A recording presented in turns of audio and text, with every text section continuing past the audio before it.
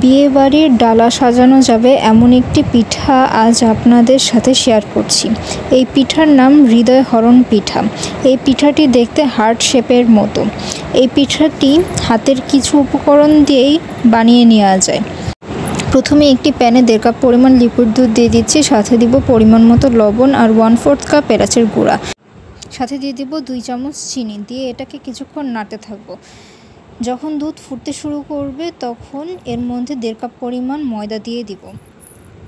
ময়দাটি দিয়ে দেওয়ার পরে এটাকে ঢাকনা দিয়ে 2-3 মিনিটের জন্য ঢেকে দিব। 2-3 মিনিট পর ঢাকনাটি খুলে ময়দাটি ভালোভাবে মাখিয়ে নেব। তারপরে এর মধ্যে একটি ডিম দিয়ে দিব, সাথে দিয়ে দিব 2 চামচ ঘি, দিয়ে এটিকে ভালোভাবে মিশিয়ে নেব। ঘি দিয়ে দিয়েছি, এবার এটাকে ভালোভাবে হাতের সাহায্যে মিশিয়ে নেব। ভালো করে মিশানো হয়ে গেলে এখান থেকে রুটি বেলে নেওয়ার জন্য ডো তৈরি করে নেব। একটি ডো দিয়ে রুটি বেলার মতো করে বেলে দেখিয়ে দিচ্ছি। খেয়াল রাখতে হবে রুটিটি অবশ্যই পাতলা হতে হবে। রুটিটি বেলা হয়ে গেলে এবার এক সাইড একটু কেটে নিব। একটা সাইড থেকে ভাঁজ করে নিচ্ছি শাড়ির কুচির মতো। এপাশ ওপাশ করে পুরো রুটিটা ভাঁজ করে নিলেই হয়ে যাবে। ভাঁজ করা হয়ে গেলে লম্বা করে কিছুটা টেনে নিতে হবে, এভাবে শেপ করে নিতে হবে। আর মাঝখানের ভাঁজে পানি দিয়ে দিতে হবে যাতে আঠার কাজ করে, আবার চাইলে হাত দিয়ে চেপে চেপে দিলেও হবে। এভাবে করেই সবকটা হার্ট শেপ বানিয়ে নিয়েছি। এবার সিরাপ তৈরি করতে হবে। তাই প্রথমে একটি প্যানে আমি দিয়ে দিয়েছি 1 কাপ পরিমাণ চিনি, সাথে দিয়ে দিব একটু পানি, দিয়ে এটাকে কিছুক্ষণ নাড়াচাড়া করে নিব।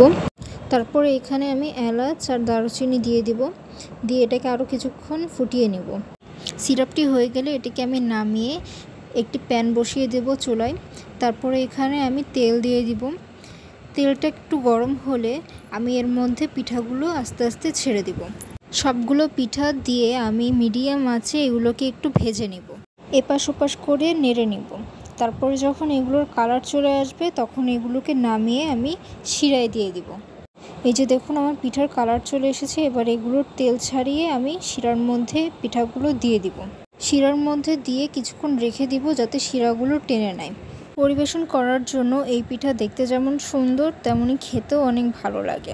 আশা করি অল্প উপকরণে আজকের এই হৃদয় হরণ পিঠাটি আপনাদের ভালো লেগেছে। আপনারা চাইলে বাসায় এটি বানিয়ে খেতে পারেন। ভিডিওটি ভালো লাগলে চ্যানেলটি সাবস্ক্রাইব করবেন, ফলো করবেন, লাইক শেয়ার কমেন্ট করবেন। ধন্যবাদ। আসসালামু আলাইকুম।